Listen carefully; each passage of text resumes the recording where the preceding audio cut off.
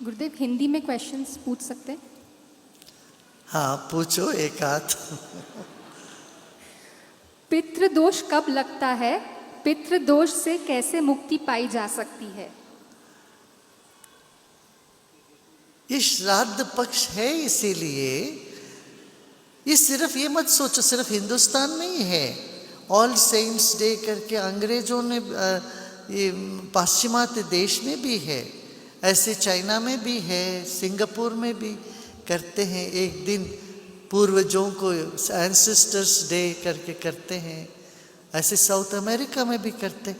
ये हमारा पुराना वैदिक परंपरा है, ये कभी पूरे दुनिया में छाया होगा।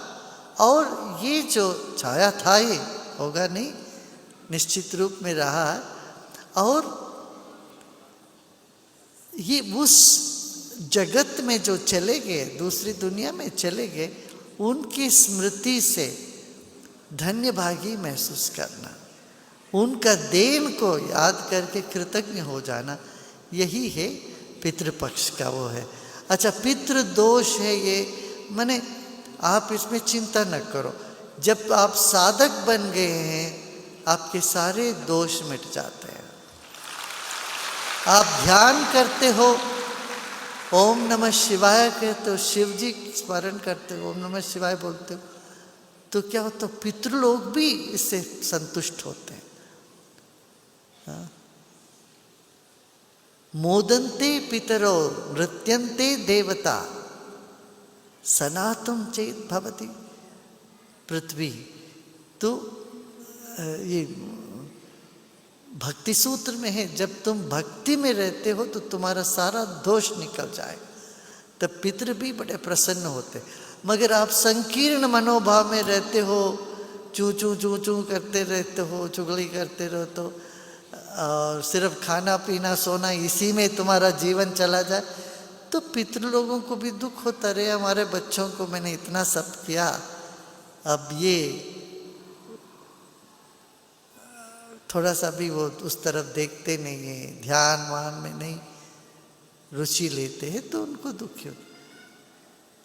वो भी नहीं किए होंगे ध्यान, मगर जब पितृ हो जाते हैं तब उनको भी पता चलता, रे इतना गंवा दिया। अब चाहते कम से कम हमारे बच्चे तो करे, तो ये इसीलिए तर्पण करते हैं। तर्पण करते हैं ना घर में, तर्पण का अर्थ ही यही है, हाथ में तिल लेते हैं। बेटा या बेटी भी कर सकती है। मध्यकाल में महिलाओं का अधिकार छीन लिया गया है, उपनयन का भी तर्पण का भी। इसलिए शादी होने के बाद आदमी दो दो यज्ञोपवीत पहनता है, एक अपने लिए एक पत्नी का है, समझ रहे ना। और तिल हाथ में लेते हैं और बोलते हैं तृप्यताम तृप्यताम तृप्यताम। वो पितृ लोगों को बोलते हैं, आपके मन में यदि कोई इच्छा बच गई हो, वो तिल के बराबर है, छोड़िए ना उसको।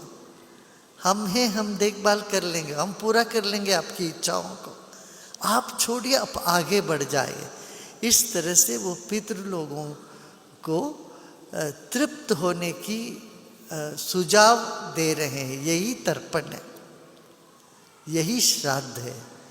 और क्या, जो उस पार चले गए उनके याद में, तो 4 लोगों को भोजन खिला दिया, यही तो है।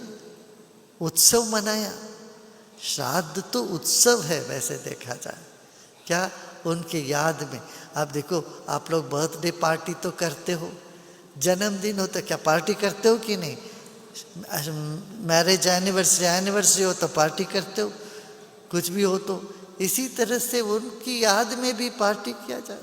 वो भी यही है, यहाँ से बाहर नहीं गए, यही वातावरण में है। अदृश्य हो गए, अव्यक्त हो गए, मगर उनका जो आत्मा, उनकी जो चेतना जागृत है। और पितृपक्ष में इसीलिए कोई और देवता का आराधना नहीं करते, सिर्फ पितृ लोगों का पूजा करते, पूरा उन पर फोकस करते। हाँ, मगर सन्यासियों के लिए नहीं है। गृहस्थ लोगों के लिए है पितृपक्ष, सन्यासियों के लिए पितृपक्ष वगैरह नहीं।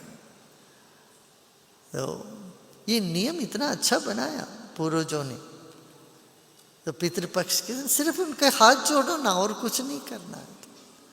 याद किया, हाथ जोड़ा, किसी एक स्थिति में तो उन्होंने शरीर त्यागा होगा, उस स्थिति को लेकर के, या उस स्थिति ना हो तो किसी भी दिन एक दिन याद कर लिया, जो जो गए उन सबको नमन कर दिया, धन्यवाद दे दिया, बोले कि आप तृप्त रहिए, हम याद सब संभालो।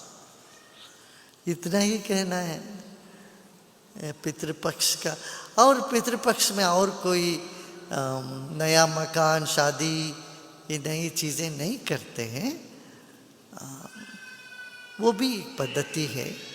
तो पितृपक्ष होने के बाद देव पक्ष है, फिर 15 दिन देवता का आराधना, शरद पौर्णिमा तक, प्रतिपदा से पौर्णिमा तक चलता है आराधना। यहाँ पर भी चलती है ना, आप लोग सब जानते हो, आए भी हैं।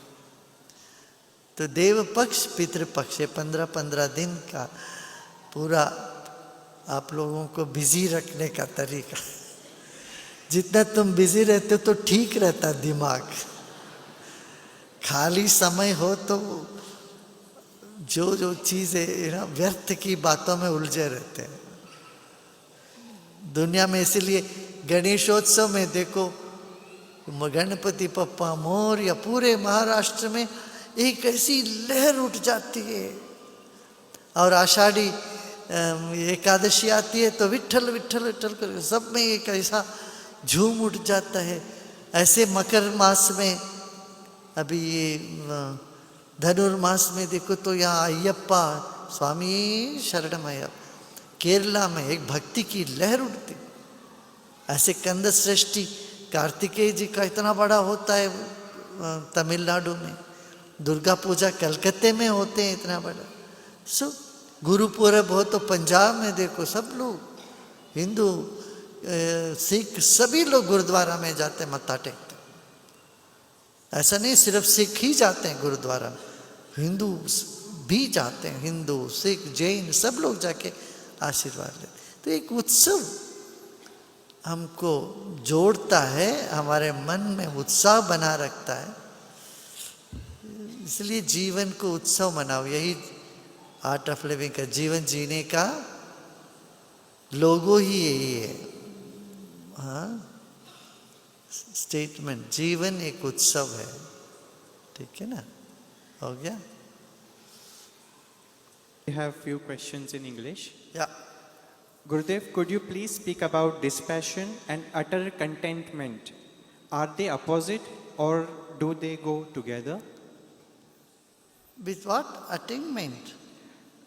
Dispassion and contentment. Contentment. Yeah. Contentment is something which is so interwoven in our life. Even animals, when their stomach is full, they don't go and eat more. Similarly, you don't sleep for 15 hours. You sleep for whatever, 6-8 hours, then you wake up. You are content with your sleep. Food, you have to be content with your food. Otherwise, you will be psychologically ill. That's what called bulimia, when you don't find contentment in the food. Similarly, everything, all other experiences. Contentment is part of our life if we are healthy. And it is unhealthy not to have any contentment at all. Now, what is something that can enhance contentment? Is spirituality, meditation, knowledge, kirtan, all this will help. No? And dispassion is again part of our life. You can't go to sleep if you have only passion, right?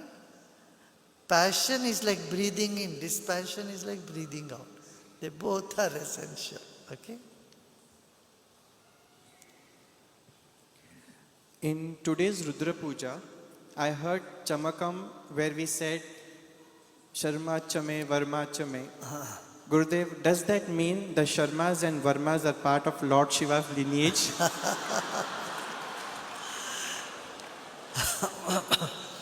Everything, all the positive, don't take it as Sharma and Varma. Shanchame, Mayaschame, Priyanchame. Mani, sab kuch, everything is in term of myself. That seeing the divinity in everything. That is what Chamakam is all about. And feeling oneness with it, unity with it all. Yeah? The Bhagavad Gita says that when someone leaves the body with the left nostril active, they enjoy their merits in heaven before returning to another body.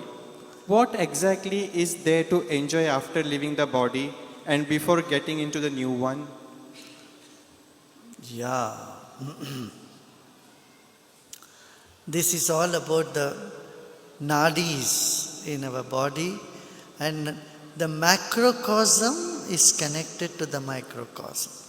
How your breath is connected to the whole universe and to your spirit, your soul.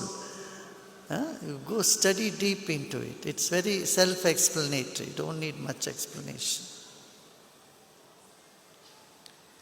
What are the factors that influence political unrest across countries at the same time? Well, prolonged corruption and lack of opportunity for young people, old people hold on to their places, not allow others to come up, and greed and selfishness in society will all create such thing. Of course, when there is restlessness, distress, that may be used by other forces, external forces, to, to their own advantage. A peaceful protest can turn violent if some anti-social elements just enter into it, and they can bring bad name to any peaceful protest. So one has to be very watchful of that. Okay? Unka de den.